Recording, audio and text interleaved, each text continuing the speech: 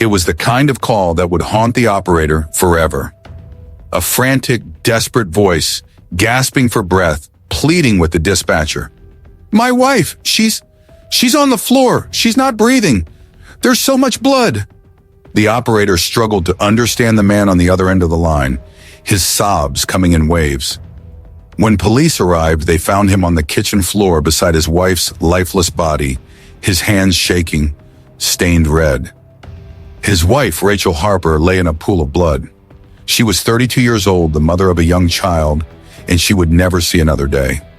But the scene that awaited investigators was far more than just the aftermath of a domestic dispute. It was the culmination of a life built on secrets, betrayals, lies, and shattered trust. A story of a wife, a husband, and his best friend, all entangled in a web of deceit that would unravel the very fabric of their lives. This is a story of love, betrayal, and tragedy. A story of how the closest bonds, those between a husband and wife, between best friends, can be torn apart in an instant, and how one woman paid the ultimate price for crossing the line. Riverton, Illinois, a small town where the streets are wide and the houses are neat, a town where everyone knows everyone, and secrets are hard to keep. It was the kind of place where you left your front door unlocked, where the kids played in the yard while their parents chatted with neighbors over the fence. It was a town built on routine and trust, a town where people believed that nothing could ever go wrong.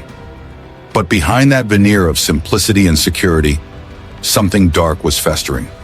In Riverton, Michael and Rachel Harper were viewed as the perfect couple.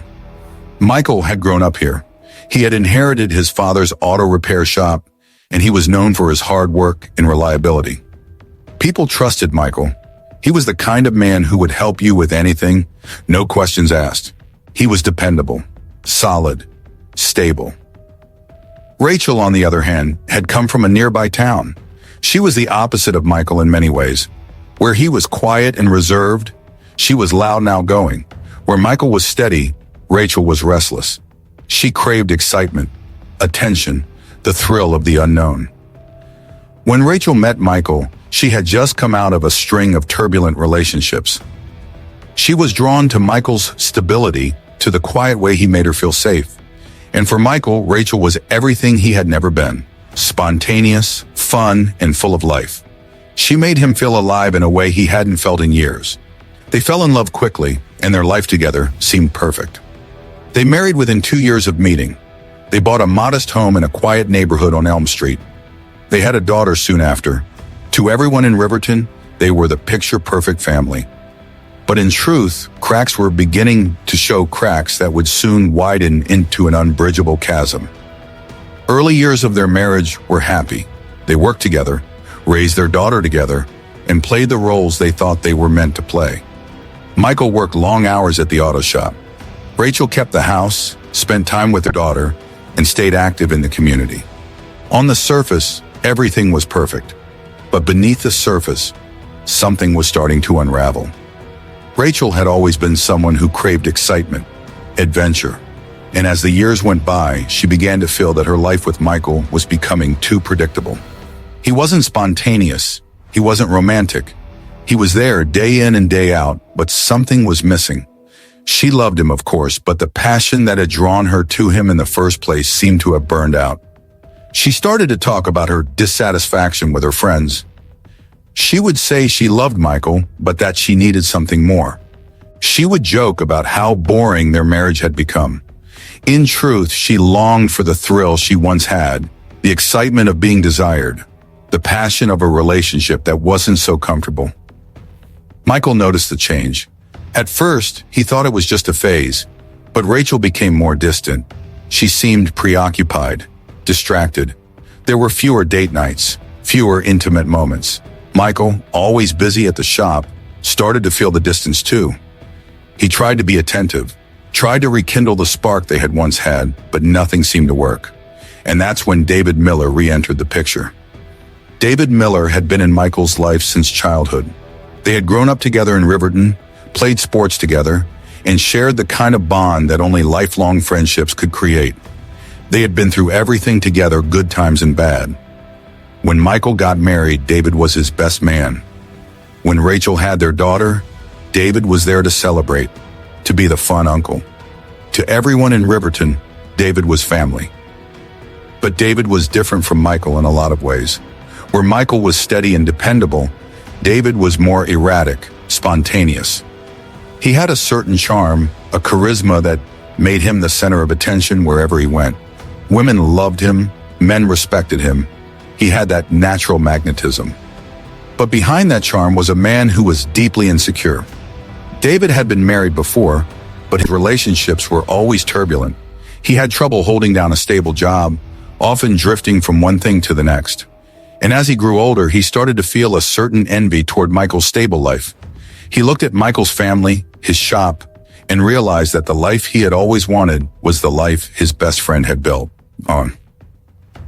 When David started spending more time at the Harper home, Rachel began to notice him in ways she hadn't before.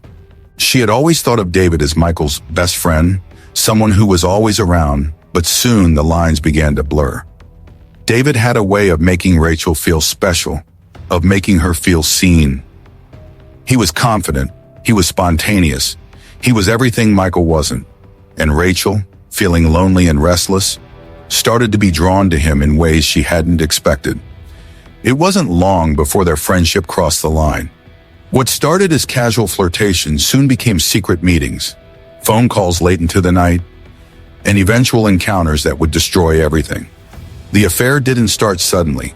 It grew slowly, subtly, almost insidiously. At first, it was just David offering to help Rachel with small tasks around the house. Then it was casual phone calls, innocuous, friendly. But as the months passed, those calls became more frequent. They began talking late into the night, sharing secrets, exchanging flirtatious messages. Rachel convinced herself that it was harmless.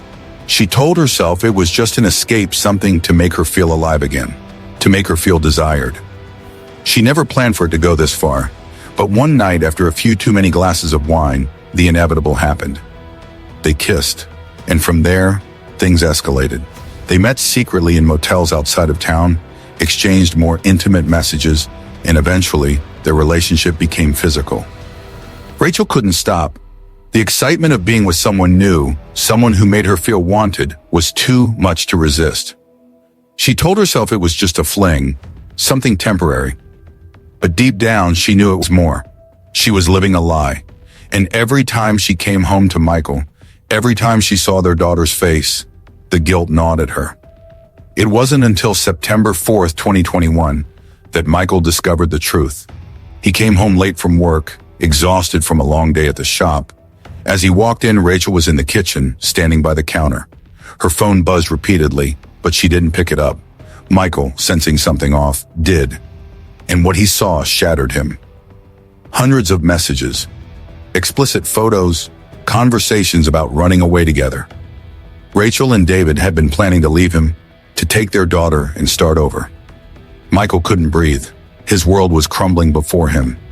He confronted Rachel immediately. The pain in his voice, the disbelief was palpable. But Rachel didn't deny it. According to Michael's later statement, she laughed. She told him that David made her feel alive, that she had never truly loved him the way he thought. She told him she was leaving, and the words that followed would haunt Michael forever. "I'm taking our daughter. You'll never see us again." Michael's heart shattered. The betrayal was too much to bear. The humiliation, the anger, the grief, it all collided in that moment. The fight escalated quickly. Neighbors later testified they heard shouting, then the crash of glass shattering.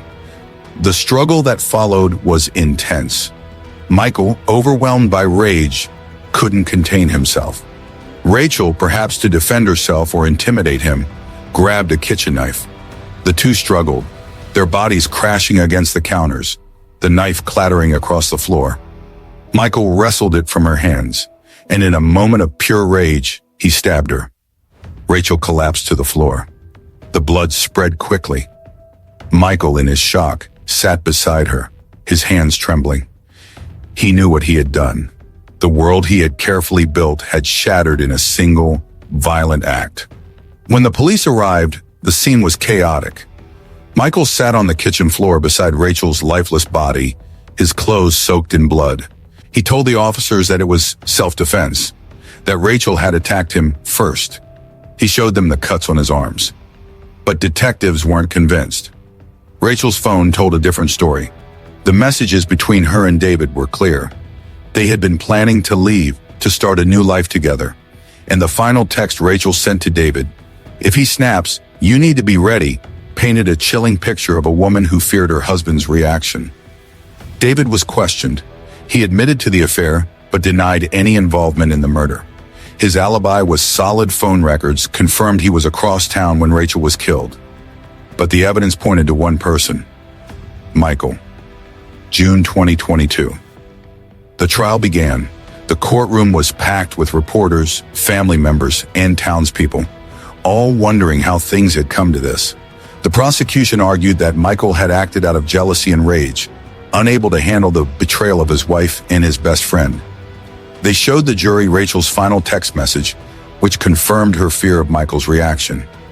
The defense countered with the claim of self-defense. Michael had acted in the heat of the moment when Rachel attacked him. They showed his cuts as evidence, hoping to paint him as a man caught in a moment of desperation. But the most damning evidence was Rachel's final text, the warning, the fear. It became clear that Rachel had known this would happen. She had feared Michael's anger. And in the end, it was that fear that led to her death. Michael Harper was found guilty of second-degree murder and sentenced to 25 years in prison. The town of Riverton was never the same after that. Rachel's life was stolen. Michael's future was destroyed. Their daughter was left without parents, her world shattered by the acts of betrayal that had occurred within her own home. David, though never charged, became a pariah.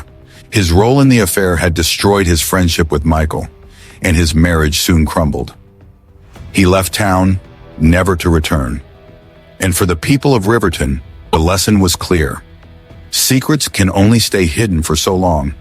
Eventually, the truth comes out, and when it does, it can tear everything apart. Betrayal is a powerful thing. It can destroy families, break friendships, and shatter the lives of those caught in the aftermath. Rachel believed she could live two lives. David thought loyalty could bend without breaking. Michael thought love could survive the truth. But in the end, none of them were right. In Riverton, Illinois, she cheated with her husband's best friend, and she paid the ultimate price.